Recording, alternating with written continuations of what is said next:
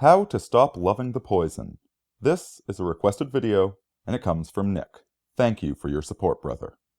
Now, the battle between corn syrup and cane sugar, between what's good for us and what only pretends to be good for us. This is something we deal with every day, isn't it? You know, every single day there are people trying to sell us on things that only seem to be good. You've got corn syrup, which really doesn't taste that good, and they've put it into just about everything, to the point where you don't even notice it. You get the McDonald's burger, and you don't realize that there's a ton of corn syrup in the bun itself, but you're addicted to it.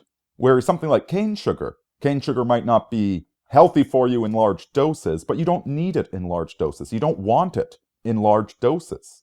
It's honest about what it is.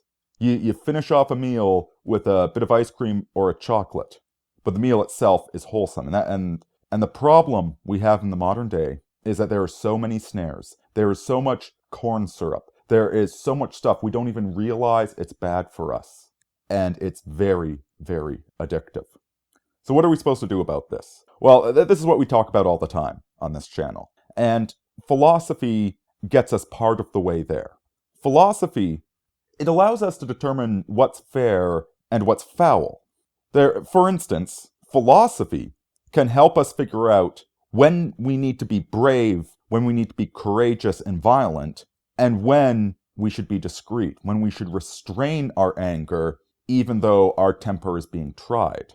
Philosophy can tell us when to do these things, but simply knowing when is not enough, is it? You need practice. You need to practice virtue to become better at it. Down below, there is an excellent article by John C. Wright. It's a very long one, so, pour yourself a cup of coffee before you sit down to read it. All about when and how the sexual instinct ought to be used.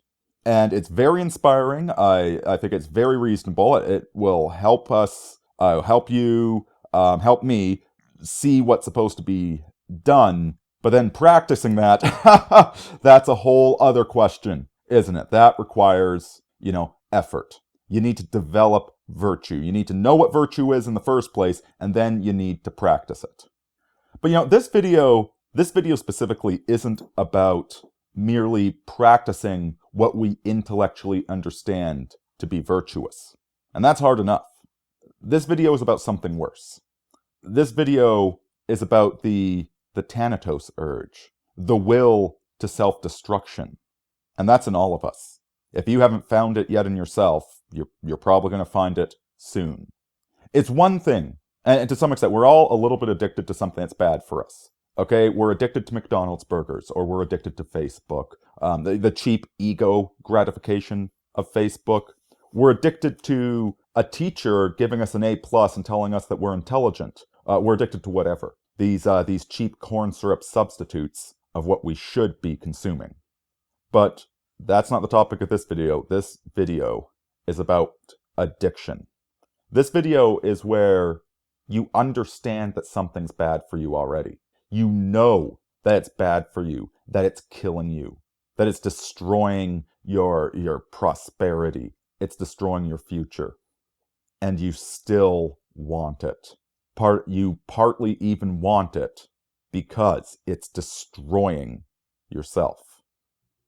How do we stop it? How do we stop loving the poison? How do we stop loving our own self-destruction? And I'm going to do the best I can with this video, folks, but this is something I still struggle with. Anybody that says they're not struggling with it, it's because they're fully in the grips of it. They've managed to mitigate it so nobody else can tell that they're committing slow suicide. But don't for 1 second doubt that they are. We've all got this thing in us. And so I'm going to lay out the 4 steps that you can follow to try and kick this poison, whatever it might be, to kick this poison out of your life. First, develop the eyes to see. This is something I pray for regularly. I pray for the eyes to see things as they actually are. And don't underestimate this. Actually being able to see things, to know a thing for what it is, it's very rare. So pray for the eyes to see. So regardless of what your addiction is, let's say it's pornography. When you click the screen on, what do you have there? You've got a beautiful young lady in all her glory. Is that what you have? Look deeper. Look at it four-dimensionally. Look at it along time. Look outside of the camera angle. Look beyond what the camera is focused on. Look around the set with the boom mics, the people filming it. Look at all of that. Look at her past. Look at her future. Read between the lines. Look at it. What is going on? And you've got a young lady barely out of high school. Maybe she had some abuse in her background. Maybe she's addicted to she's addicted to the easy money. She's addicted to whatever it is, and she is destroying her future, videotaping all of this for a few minutes of your vicarious enjoyment. She has cheapened her life so that you can have a bit of corn syrup, which isn't even good for you. Maybe it's not pornography. Maybe it's the desire to be wealthy, to have money. Maybe you see people driving down the street in a brand new car, and you say, I want that. I want to drive the new car. Or maybe you are driving the new car, and you're buying new clothing all the time. You're spending money on this apartment, on this condo. Again, eyes to see. Look at it. Look at what you're doing to achieve all of this. Are you doing good work? Are you doing fulfilling work?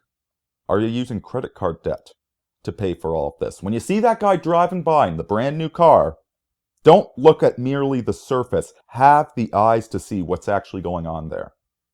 See the bigger picture. See the credit card debt. See what he is sacrificing for that lifestyle. See, is this lifestyle, is it rooted in the past? Is it rooted in the future? Does it come from anywhere? Is it going anywhere? Or is this just dust on the wind? If it's the more traditional form of addiction, drug addiction, and you see that you want those drugs, you want that feeling, you want to party, you want to hang out all night. Look at that. Look at that through sober eyes. Think about all those people in the nightclub. All those people, they're high on booze, they're high on cocaine, they're high on heroin, they're high on whatever. And look at how much fun they're having that night. I just want to be there, don't you? Don't you want to be partying right now? Look at them the next morning. Look at them 5 years down the road when they've been doing this every single night, just wasting their life. And look at the night itself. What are they doing? What are they celebrating? Are they celebrating a wedding? Are they celebrating a business deal, an expansion of the business? Is it a housewarming party? That a married couple, they're building their lives? Or what are they celebrating? And what are they saying to one another? See it for all the ugliness that it actually is. See not just the event itself, but see what led up to it and where it's going. So that's step one. Develop eyes to see. Any time, whatever it is that you're addicted to, whatever poison it is that you love so much, don't just look at the high. Don't just look at the pleasure. Every time it crops up, look at the ugly. Not just intellectually. Don't just recognize that, yes, this goes to an ugly place, but see the ugliness of where it's going. Step number 2 is develop new habits. Part of the problem with addiction is that you've developed habits. You are locked into this cycle, into this repetitive cycle where you always go back and do the same thing, even though you know it's bad for you. And whenever you do, you reaffirm those pathways in your mind. What you need is new habits. If you're having trouble, if you drink too much, or if you're addicted to some other substance, look at how and when you do those things. When are you most tempted? Maybe it's a group of people that you need to stop hanging out with. If it's something else, maybe there's something you're doing that leads up to it. Figure out the context where all of this happens. It could be something as simple as negative self-talk. It could be something as simple as you beating yourself up all the time and hating yourself and creating an excuse for failure in your life. Figure out where and when this happens, and figure out where and when it doesn't, and find new things to replace this. If you are destroying your life once a week on Friday night, spending money you don't have, risking getting an STD by sleeping with women you don't know, whatever, find something else to do. If you're staying up all night playing World of Warcraft, find something else to do. Start reading a book. Go for a jog. Tire yourself out. Figure out where and when the addiction occurs and avoid those circumstances as much as possible. So first, get the eyes to see what it actually is, and two, avoid it. New habits. Step 3, because right now you're like step 1 and step 2, you're in Alcoholics Anonymous. You're not getting drunk anymore, you're not ruining everything, but you still want to get drunk, even though you know it's bad. And the only reason you're not getting drunk is because you're at a meeting with a bunch of other guys that all want to be getting drunk as well.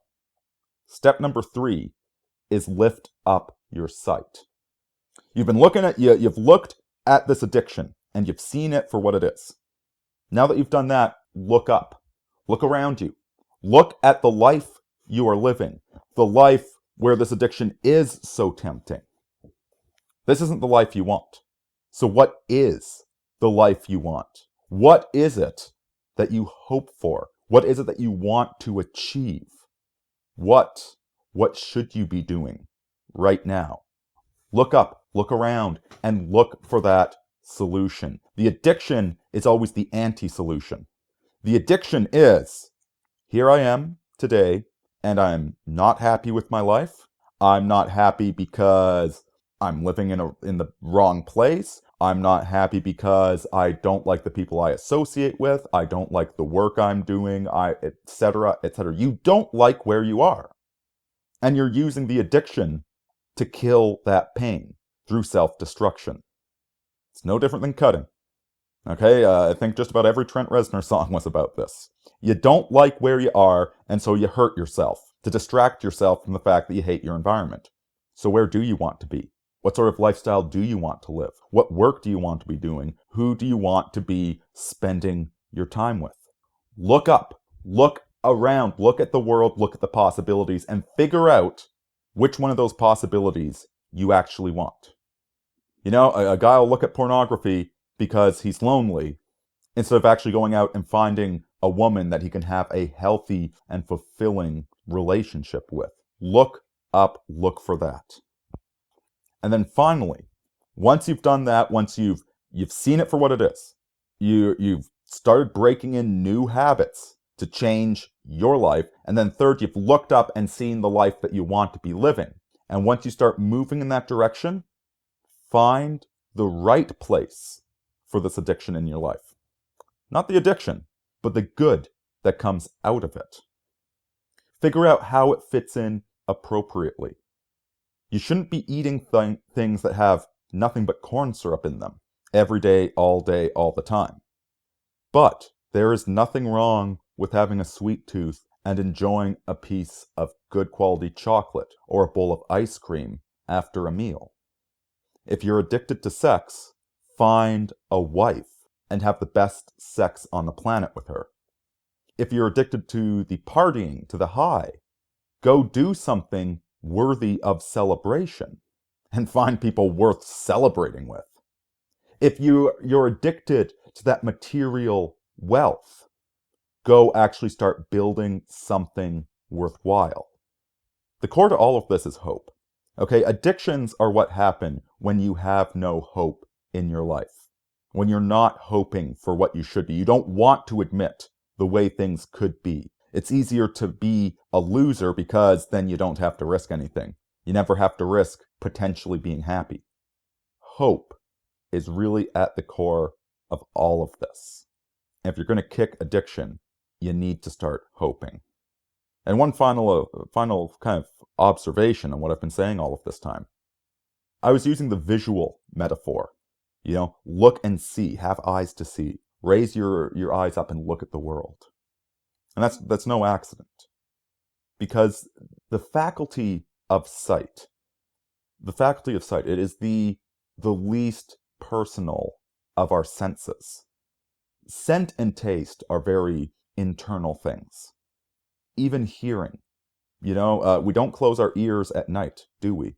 We only actually hear what is related to us. Whereas when you open your eyes, when you just look at the world around you, and try that right now, listen to this video. Stop just listening to my words, and just for a second, look around you and be aware of that environment. Sight is the universe imposing itself upon you. It is truth imposing itself upon you. You don't get to choose what you see. Sight always assaults you with the truth. And see, when it comes to addictions, when you get down to it, they're obsessive. They're you looking inside yourself. You pursuing yourself for yourself's own sake. And ignoring the truth, the reality out there. Ignoring the hope of the life you could be living, and instead obsessing and navel-gazing. Having a rich internal life is good. The unexamined life is not worth living after all. But that doesn't mean that you should allow yourself to become internally obsessed and to never branch out, never engage. So open your eyes to the universe, the harsh and brutal truth of the universe, but also the infinite possibilities that are out there if you'll just let go of that thing, that poison, that when you get right down to it, you don't even really want. Thanks for listening, folks. If you've got a requested video, there's a link down below. Just fill out the form, send me a message. I charge you a few Benjamins, but not that many. And as well, if you want to support me on Patreon, if you like the work I'm doing but don't have a question, links down there. Please like, comment, and subscribe, all of that great stuff. Take care of yourselves. Always keep moving forward. Deus Volt, Aurini out.